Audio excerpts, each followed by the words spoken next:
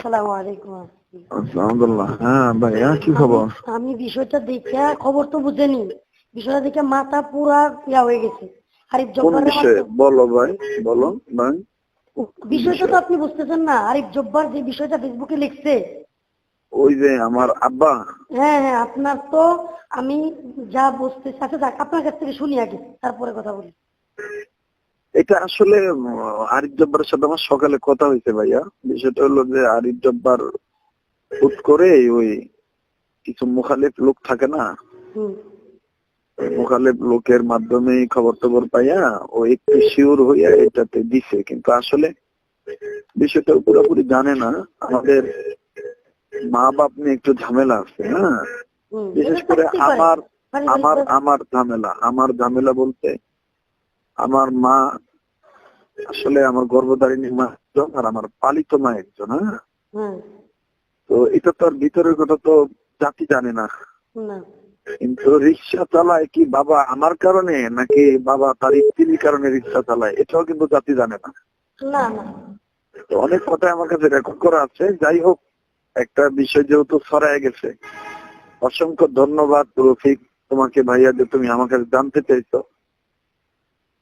না না, জানতে চাইছি না, শুধু আপনি আমাকে ক্লিয়ার করে বলেন আরিফ জব্বার কেন। আলহামদুলিল্লাহ আমরা ফেসবুকে বা অনলাইনে এতটুকু অ্যাক্টিভ, বা এত পরিমাণ আমাদের ফলোয়ার আছে, বা এমন কিছু পার্সন আছে যারা আমরা যখন এটা নিয়ে বলা শুরু করব তখন এই বিষয়টা এরা দামাচাপা খেয়ে যাবে। আমি তো এখন আপনার পক্ষ নিয়ে বা আপনি যেভাবে বলবেন সেভাবে লিখবো, কিন্তু আমাকে তো জানতে হবে বিষয়টা কি। আপনি আমাকে একটু সুন্দর করে বলেন।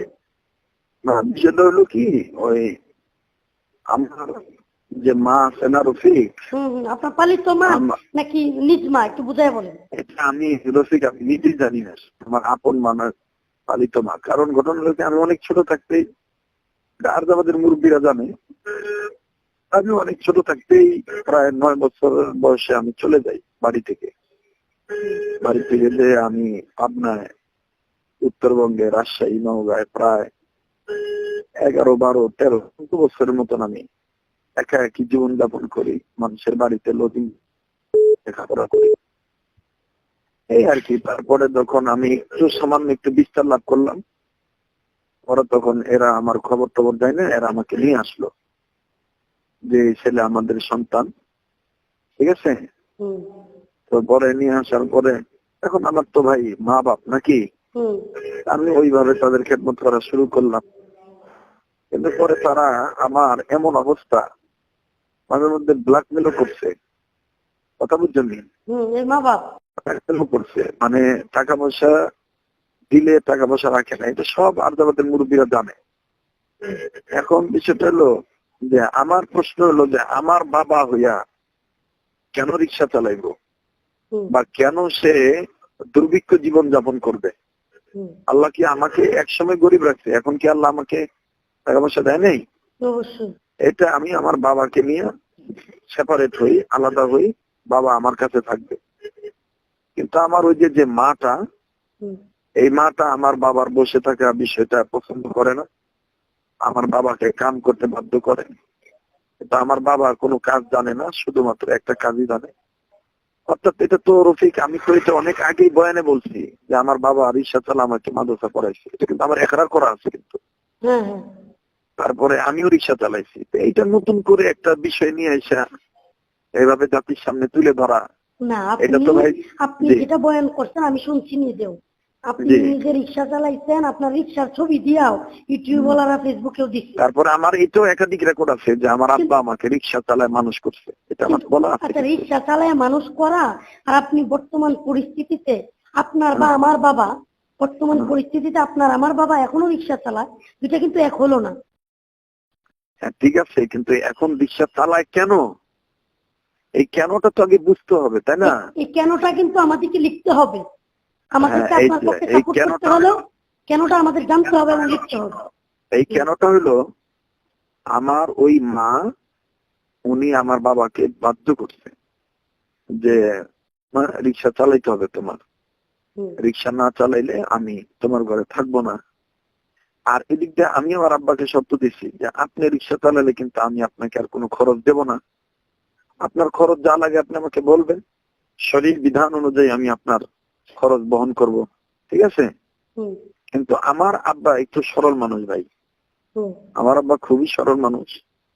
আমার আব্বা এই গিরিঙ্গিতে বুঝা উনি হুট করে স্ত্রীর সিদ্ধান্ত মেনে নিয়ে উনি রিক্সা চালাতে বাধ্য হয়।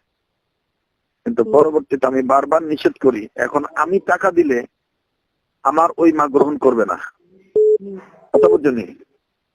আমি টাকা দিলে আমার ওই বাবাকে প্রেশার দেয় যে আমি ওই ওর টাকা খাবো না, তোমার রিক্সা টাকাটা খাবো, কথাটা বুঝছো? হুম। এখন উনি মানে আমার আপনার হ্যাঁ, মা, আপনি টাকা দিলে আপনার বাবা গ্রহণ করবে না নাকি মা? মা ও, তো এখন আমার মায়ের এরকম একাধিক অনেক আচরণ আছে, যেই আচরণে আমরা মানে একদিন হারায় ফেলাইছি উনি আমার গর্ভধারিণী মা কিনা। হ্যাঁ, হুম, কারণ একজন গর্ভধারিণী মা হলে তো এই ধরনের করে না, হুম, অনেক অত্যাচার অনেক কিছুই করছে। তো আমার বাবা আমার মার কথা মান্য রিক্সা চালায়, হুম, কিন্তু এখন তো রিক্সা উনি চালায় না, হুম, এখন তো ওনার রিক্সা চালাতে দেই না, হুম, ঠিক আছে? জি, আমি তো আমার বাপ মার খরচ দিতেছি, জি, আমি তো আমার বাপ মার খরচ দিতেছি। জি। এইটা নিয়ে হঠাৎ করে আরিফ জব্বার এটা লেখছে, পরে আবার মনে হয় আরেকটা লেখছে, মনে হয় দুপুরে পরে একটা দেয় নাই নাকি? আচ্ছা, দুপুর পরে দেয় না, কিন্তু কমেন্টে, নিচে কমেন্ট বক্সে ওইটা লিখছে। আচ্ছা, আমি জানতে চাই, আরিফ জব্বার আপনারে ফোন দিয়া নাকি এই বিষয়ে জানতে চাইছিল যে এই বিষয় সমাধান করেন, বা এই বিষয়ে আপনার বাবা এরকম রিক্সা চালাবে কেন, পরে আপনি নাকি তারে মূল্যায়ন করেন নাই, এটা সত্য? না না, এটা কি আরিফ আরিফ জব্বার লেখছে? বলছে আমার সাথে। কখন? এই যে আপনারে ফোন দেওয়ার পরে আমি তারে ফোন দিচ্ছি, আপনি কেন এরকম লিখবেন, আমাদের ওয়াইজদের মানহানি, আলেমদের মানহানি, এটা তো শরীয়তপুর হিসাবে একা সম্মান যাচ্ছে না। আরিফ জব্বার এই কথা বলছে যে আমি মূল্যায়ন করি নাই? আপনি নাকি তার সাথে যোগাযোগ করছেন, আপনি বলছেন যে এটা কেন সমাধান করেন না, কিন্তু আপনি এটার মূল্যায়ন করেন নাই, পাত্তা দেন নাই। সে বলছে যে ফেসবুকে আসার আগে এটা কেউ পাত্তা দেয় না।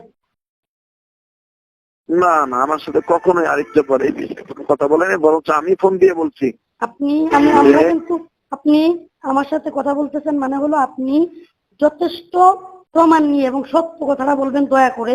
কারণ না হলো না না আরিফ না জব্বার না না না, আমার সাথে শোনো। যে এই কথা বলছে, শুনেন হুম, দেখ আমি বলি, হুম, আমার হুম। সাথে আরিফ জব্বার যে কথা বলছে সেটা আমার এখানে রেকর্ড আছে।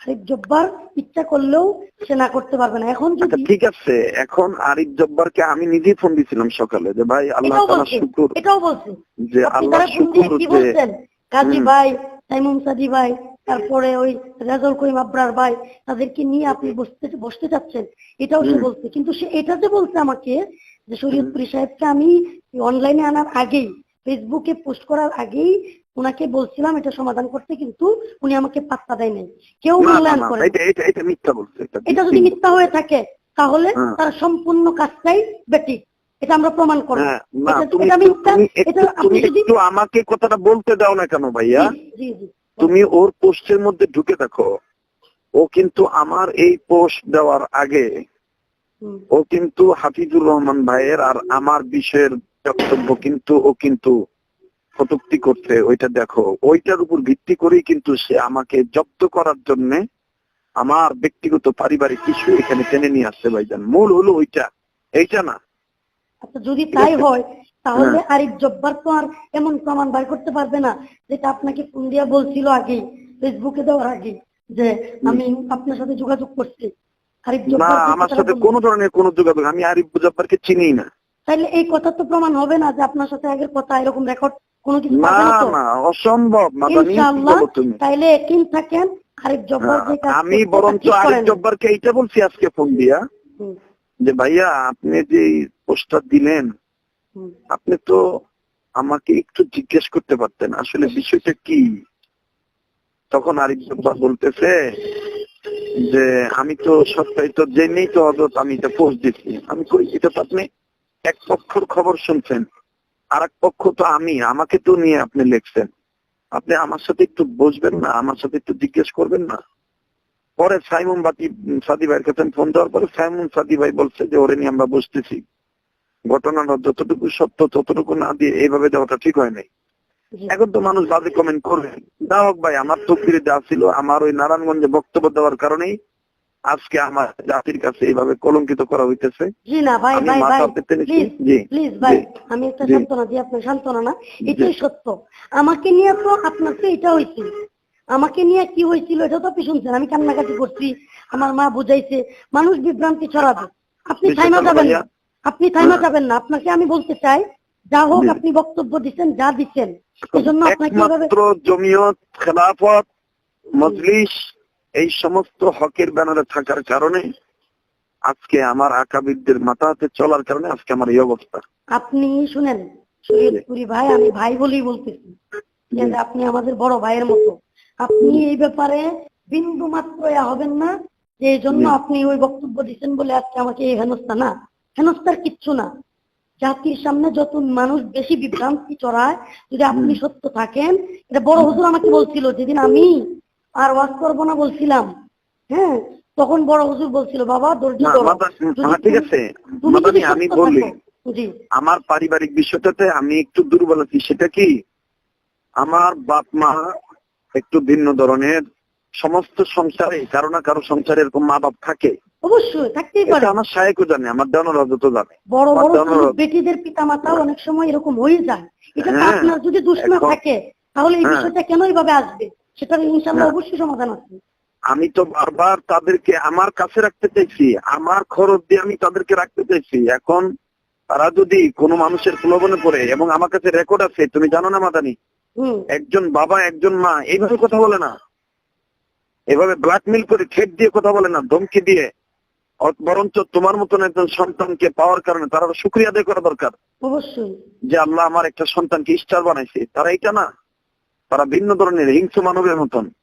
তো যাই হোক, এটা ভাই তোমরা আলেম মানুষ, তোমরা ভালো করে তোমাদের আকল দিয়ে বোঝো। এটা আরিফ জব্বার যা বলছে, যে আমার সাথে যোগাযোগ করে ফেসবুকে দিচ্ছে, এটা মিথ্যা বলছে, অসত্য। আমার সাথে কোনোদিন কোনো যোগাযোগ করে নাই। আপনি আরিফ জব্বার যা লিখছে জি সব সত্য, আমি মাইনা নিলাম, গাজী ইয়াকুব মাইনা নিল, সাইমন সাদি মাইনা নিল, খালিদ সাইফুল্লাহ আইয়ুবী মাইনা নিল, মাওলানা মামুনুল হক সাহেব হুজুর মাইনা নিল, কিন্তু আরিফ জব্বার আপনার সাথে যোগাযোগ না করে, বিষয়টা আপনাকে না জানায় ফেসবুকে লিখছে, এটা সত্য কি না? হ্যাঁ, এটা সত্য, এটা যদি সত্য, এটা আমার সাথে সত্য কোনো হয়, যোগাযোগ করে নাই। এটা সত্য হয়, তাহলে সে সম্পূর্ণ বিষয়টা যা লিখছে ঠিক হলেও এভাবে লেখাটা ঠিক হয় নাই, সেটা আমরা বলতে পারি।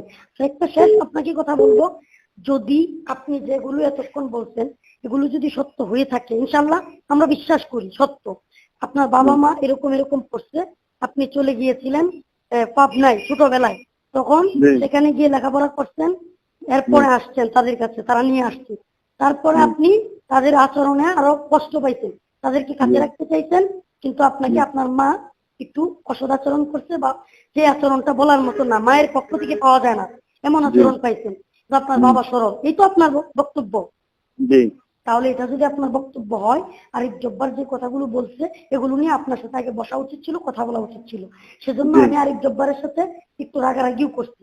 যেমন সে আমারে কইতেছে যে আপনি রাগারাগি করেন কেন, ঠিক ভাই, আমরা শরীয়তপুরি সাহেবের সাথে আমি যোগাযোগ করেছিলাম, কিন্তু পাত্তাই দেয় নাই উনি।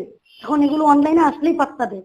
এখন পাত্তা পাওয়ার জন্য যদি একজন আলেমকে, একজন দেশের সর্বোচ্চ পর্যায়ের একজন ওয়াইজ আলোচককে এরকম হেনস্থা করা হয়, তাহলে আমাদের ব্যক্তিত্ব বা আমাদের নিজেদের অস্তিত্ব কিছুই থাকে না, মানে সম্মান ইজ্জত কিচ্ছু থাকে না। সে জায়গায় আমরা কষ্ট পাইছি বলেই আমার কথা হলো বিচার হবে, একজন আলেমের বিচার নাকি আল্লাহ তাআলাও করবেন একটু লুকায় আড়ালে, মানুষের সামনে না। তাহলে এইভাবে ওনাকে এইভাবে টাইনা না এই বিষয়টাতে, আচ্ছা যাক, আপনি এই কথাগুলো শুনে আমার ভালো লাগলো। আপনি বড় হুজুর আমাকে যে কথা বলছিল ফোন দিয়া, যে বাবা যদি তোমার কথা সঠিক থাকে ধৈর্য ধরো, লক্ষ লোক তোমার বিরুদ্ধে বললেও তারা যদি বেঠিক থাকে তাহলে তুমি সত্য প্রমাণিত হবে। তাহলে আপনাকেও আমি সেই কথাটাই বলবো, ধৈর্য ধরেন, ইনশাআল্লাহ কিছুই হয়নি। মাদানি, জি আমি আমার আব্বাকে, তুমি এটা বলতে পারো না, আমি আমার আব্বাকে আমার কাছে আনতেছি।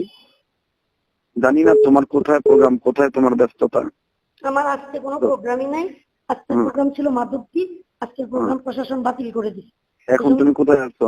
আমি নেত্রকোনাতে আছি, আমার মাহফিল হলোই আছে, ওই এখন মাহফিল নাই, আমার যে 14 জানুয়ারি একটা মাহফিল করতেছি, নগরী সাবুজুর থাকবে, মামুন সাহেব, আইয়ুবী সাহেব সবাই থাকবে।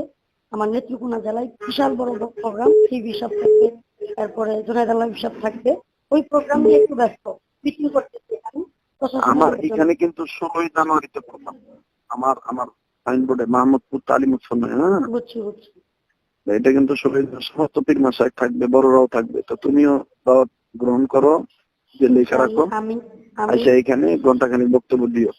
আমি আমি একবার সকাল 9টা বাজে বয়ান করবে ইয়ামি মাহমুদ, তারপরে 10টা বাজে খোরশেদ আলম কাসেমি। অনেক খুশি হয়েছি আপনি যে আমার ফোনটা ব্যাক করছেন, আমি ফোনটা দিতে, আপনি যে বুঝছেন আমি যে এই বিষয়টা জানার জন্য ফোন দিছি, খুব খুশি হয়েছি, এরপরে ভালো দেখো, লাগছে। এরপরে দেখো, আর আরো আমার দেখো, কথা হলো আমার কাছ থেকে আপনার কাছ থেকে জানতে হবে, কিন্তু তারপর আপনি দেখো যদি না, দেখো আমার আখলাক সম্বন্ধ নিয়ে এখন ফেসবুকে তারা অনেক অনেক লিখতেছে।